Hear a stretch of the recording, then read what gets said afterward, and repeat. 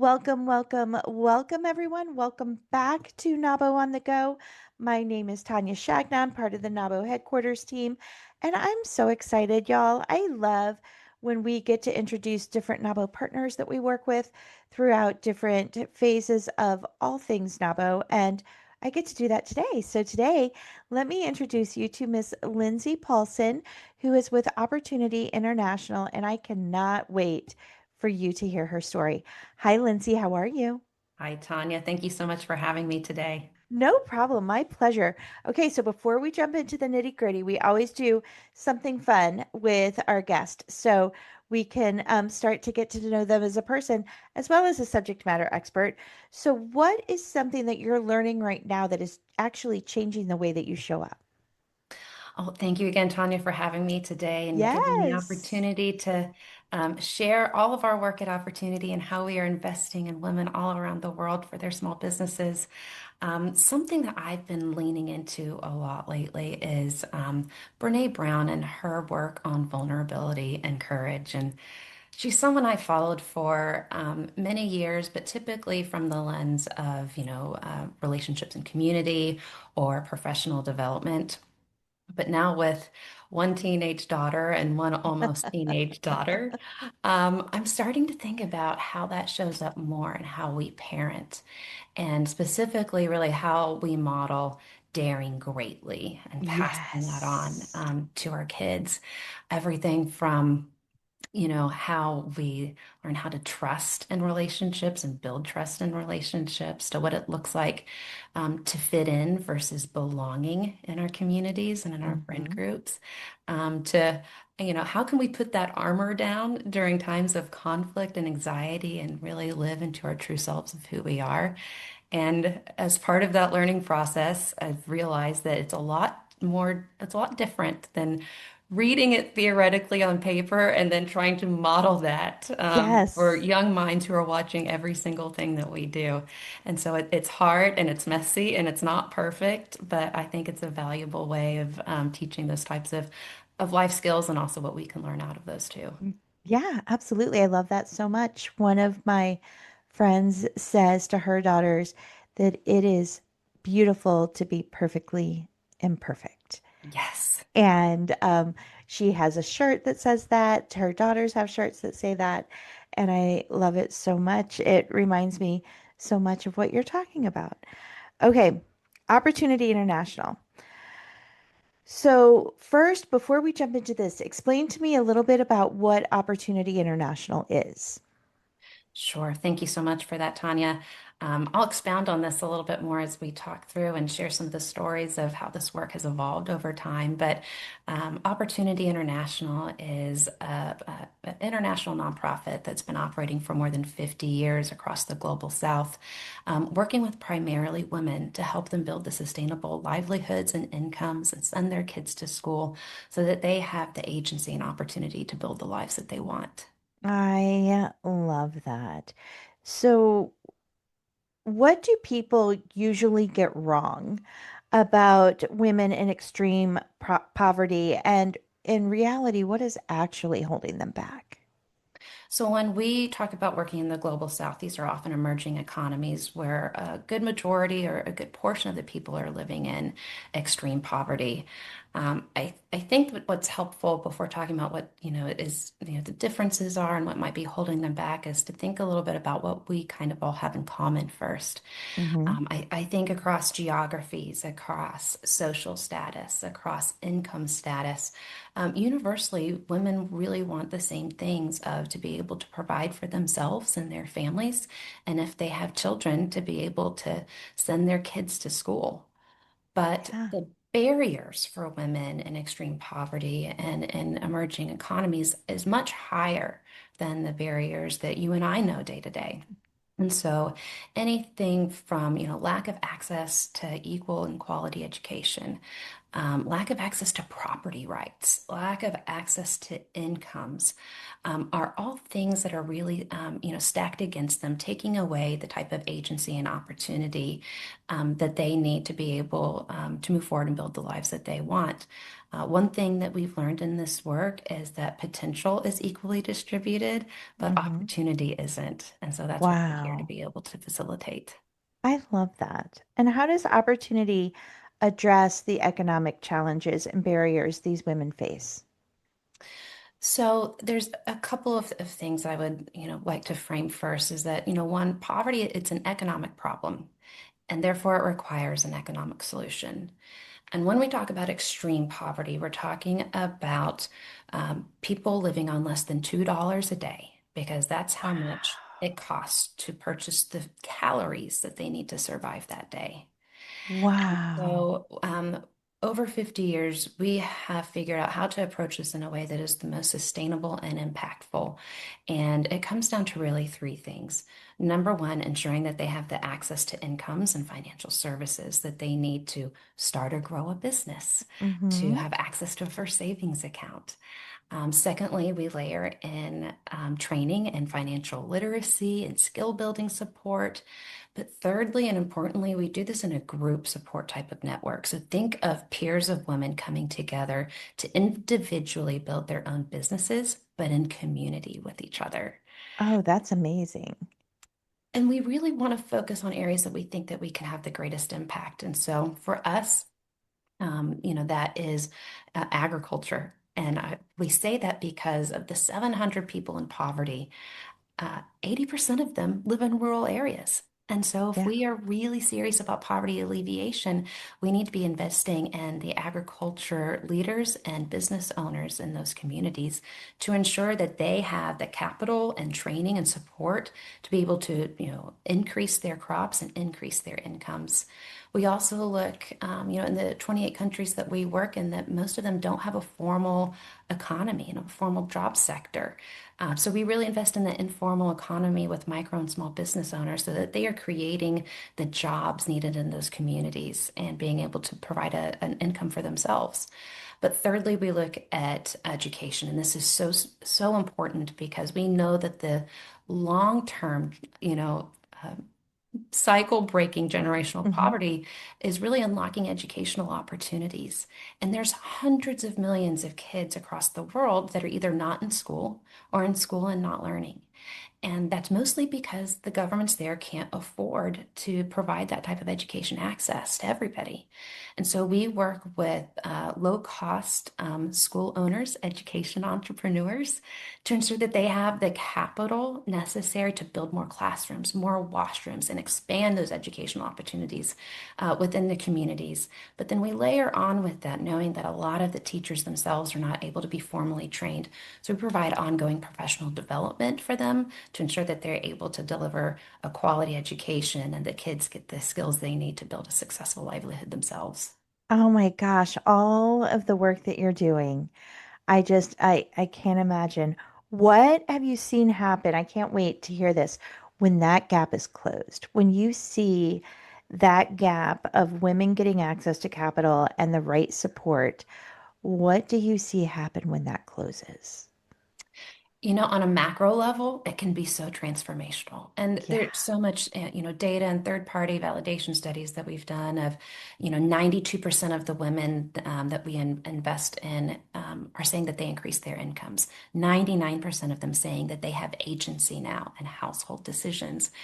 But I think it's even more interesting on a micro personal level.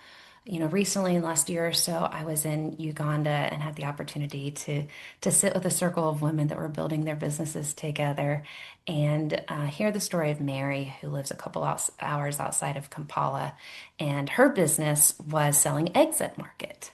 Mm-hmm. And she'd always struggled a bit with supply. She only had a few chickens. It was hard to keep them safe. And so she took out a small loan to be able to build a chicken coop and to buy more chickens. And before you know it, she had so much surplus that she couldn't even sell all of the eggs at market herself. And she started to take a look around Wow. her as somebody who had been a single mom and looking at the other single moms in her community and saying, I can give them the same opportunity that was given to me, especially for women who had very few other choices.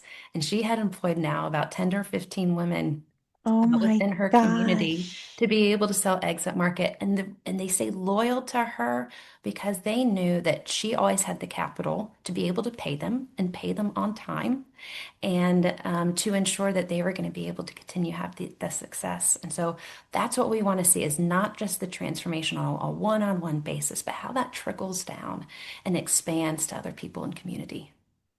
That is amazing. And I got chicken skin just hearing about it. So tell me how you're working on AI and digital tools in these communities, how that's even possible, A, and w why is it important for them? You know, one thing that's been so great about Opportunity over 50 years is this history of innovation and constantly being able to adapt to changing needs of our clients. And we know the ground is shifting right now. Yeah. Economies are digitizing very rapidly. And, without intentional inclusion to get these tools in the hands of our clients, that exclusion is just going to scale. The potential to see that gap between rich and poor widen even more dramatically and more rapidly is very Yeah. real. And so we had been building digital tools over the last couple of years and figuring out how we can leverage technology to more efficiently meet our clients' needs. And we are headed over to Malawi to do some field testing with clients there. And ChatGPT launched like 6 weeks earlier. And we were like, we have no idea what this is. We don't know how to, how you can harness Right. it, how it's even if it's applicable in the settings where we work, but threw it in the toolbox and say, well, we'll see what happens. Yeah. Um, we got to Malawi and a massive Cyclone Freddy, had just come through and decimated the agriculture communities there, which are highly reliant on agriculture. It's a very poor country. Um, and we sat down with one of our farmers, Farmer Anna, and we said, hey, this thing answers farming questions. If you could ask anything, what would you ask? Amazing. And she said, okay, well, what is the herbicide that I need to use to treat soil rust on my crops? And that's the disease that the storm had left behind.